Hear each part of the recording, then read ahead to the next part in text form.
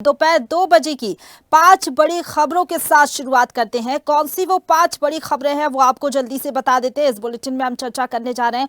सबसे पहले जो खबर है वो बेहद ही ज्यादा महत्वपूर्ण खबर हरियाणा से जुड़ी हुई ये खबर है। सैनी सरकार का पहला सत्र की अब शुरुआत होने जा रही है। विधानसभा के अध्यक्ष के नाम पर पहले चर्चा हुई, प्रस्ताव रखा गया और उसके बाद विधानसभा चुनाव के बाद अध्यक्ष को चुन लिया गया, विधानसभा अध्यक्ष को। दूसरी बड़ी खबर की बात करें तो नामांकन का आज आखिरी दिन है झारखंड में। तीसरी बड़ी खबर की अगर चर्चा करें तो राज्योत्सव की तारीखों में बदलाव हुआ है छत्तीसगढ़ में। इधर महाराष्ट्र की राजनीति से जुड़ी हुई भी एक बड़ी खबर है। चौथी ये बड़ी खबर है कि एनसीपी में शामिल हुए हैं जीशान, जो कि बाबा सिद्दीकी के बड़े बेटे रहे हैं। मस्जिद को लेकर एक तरफ जहां उत्तराखंड में लगातार बवाल जारी है, ऐसे में धारा 163 लागू कर दी गई है।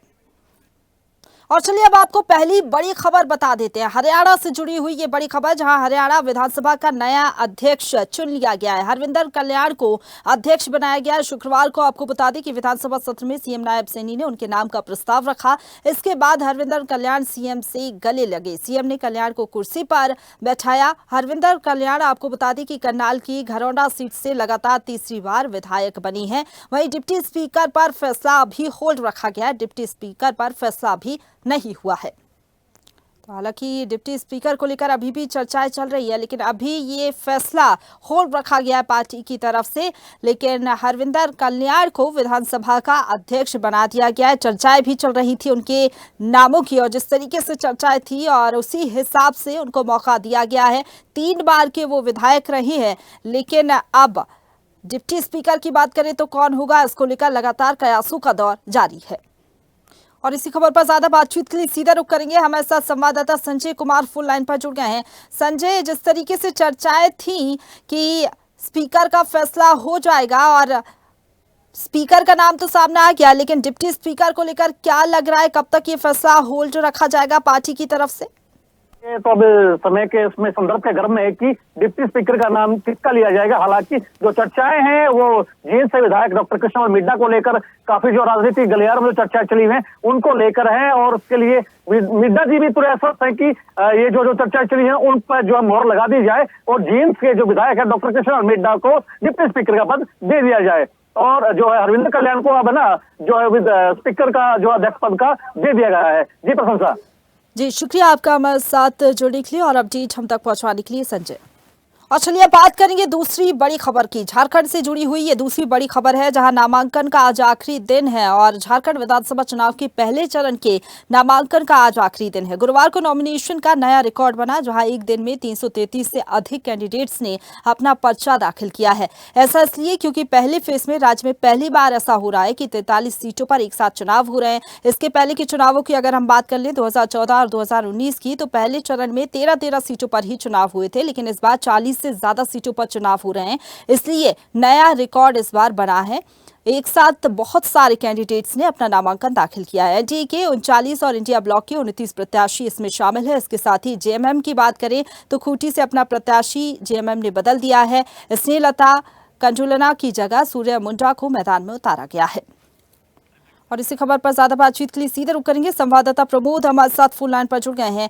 प्रमोद, जेएमएम ने अपने एक प्रत्याशी को बदल दिया है, क्या कारण इसके पीछे रहा, जरा ये भी समझाइएगा। और इस बार अगर हम देखें तो 2014 और 2019 के मुकाबले इस बार का चुनाव थोड़ा अलग है, क्योंकि पहले फेज में बहुत ज्यादा सीटों पर चुनाव हो रहा है, 40 से ज्यादा सीटों पर चुनाव है, इसलिए कैंडिडेट्स भी ज्यादा है। अभी बता दो, जहाँ पर अभी हम पहुंचे हुए हैं, यह अभी हेमंत सोरेन का मुख्यमंत्री का चुनावी सभा होने वाला है। यहाँ पर पेटवार के पास में बोकारो जिला पड़ता है, जहाँ पर सभी प्रत्याशी यहाँ पर जो उनकी समस्या तो जेएमएम जो उम्मीदवारी दी है उनका वो भी मंच यहाँ पर पहुंचे हुए हैं। उमाकांत राजा जो आज जो पार्टी से छोड़ करके आए हैं, चंदन क्या नामांकन दाखिल किया वो भी है, और पूर्व मंत्री बेबी देवी जो डुमरी से चुनाव लड़ रहे हैं, नामांकन दाखिल करने के बाद उनका चुनावी सभा है। तो आज जो पहला यह चुनावी सभा यहाँ पर हो रहा है मुख्यमंत्री का, हेमंत सोरेन थोड़ी देर संबोधित करेंगे हेमंत सोरेन मुख्यमंत्री। तो ये कहीं ना कहीं तो इंडिया गठबंधन की जो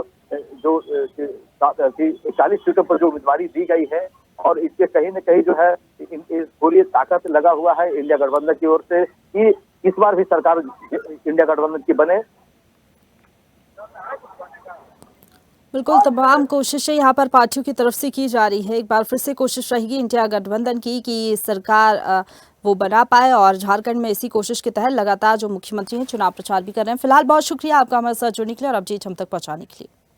और चलिए आगे बढ़ते हैं, अब बात करेंगे तीसरी बड़ी खबर की। महाराष्ट्र से जुड़ी हुई ये बड़ी खबर है, जहां पर महाराष्ट्र विधानसभा चुनाव प्रचार के बीच कांग्रेस को एक बड़ा झटका लगा है। कांग्रेस के कद्दावर नेता रहे बाबा सिद्दीकी के बेटे जीशान सिद्दीकी अपने पिता की राह पर चलते हुए एनसीपी अजीत पवार गुट में शामिल हो गए हैं। एनसीपी अजीत पवार गुट में शामिल होते ही पार्टी ने उनको टिकट देने का ऐलान कर दिया। दरअसल आपको याद होगा कि कांग्रेस ने जब अपनी पहली लिस्ट जारी की थी तो उसमें जीशान का नाम शामिल नहीं था। उसके बाद से ही ये लगातार कयास लगाए जा रहे थे कि वो अजीत पवार के गुट में शामिल हो सकते हैं।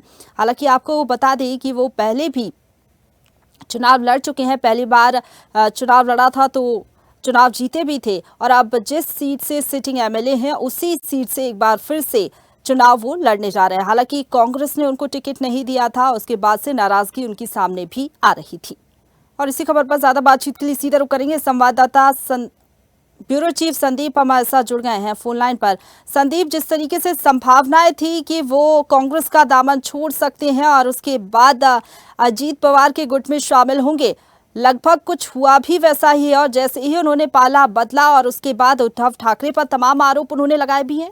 जी बिल्कुल, एनसीपी के जो एनसीपी में अभी एनसीपी के लिए है वो उन्होंने एंट्री कर दी है, क्योंकि उन कांग्रेस के जो है वो सीट नहीं मिलने पर उन्होंने एनसीपी ज्वाइन की है, और उनके जहाँ पे कांग्रेस की सीट थी वहाँ पे जो है उभाटा के नेता जो है उनको टिकट दे गई है। इसके चलते जो है जीशान सिद्दीकी ने अभी एनसीपी में प्रवेश लिया है। इनके पापा ने जो है एनसीपी में प्रवेश लेने के बाद अभी पापा के देहांत होने के बाद जो है उन्होंने अभी एनसीपी में प्रवेश लिया है।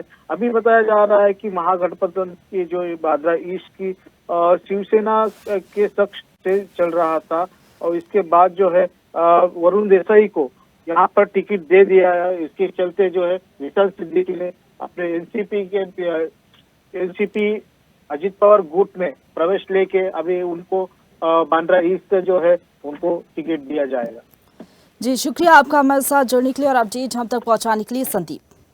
और चलिए आगे बढ़ते हैं, अब बात करेंगे चौथी बड़ी खबर की। छत्तीसगढ़ से जुड़ी हुई ये खबर है, जहां पर राज्योत्सव की तारीखों में बदलाव कर दिया गया है। दरअसल आपको जानकारी दे दें कि छत्तीसगढ़ का गठन 1 नवंबर 2000 को किया गया था। मध्य प्रदेश से अलग ये राज्य हुआ था।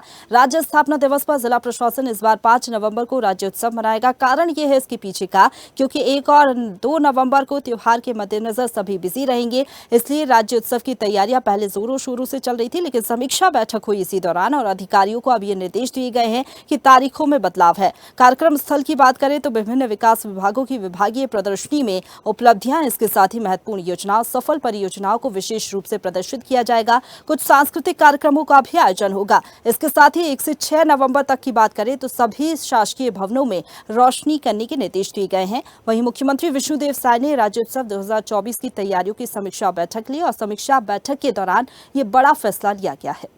तो मुख्यमंत्री ने प्रदेशवासियों से राज्योत्सव के अवसर पर 1 नवंबर को अपने अपने घरों में दीप प्रज्वलित कर दीपोत्सव के साथ राज्योत्सव मनाने की अपील की है।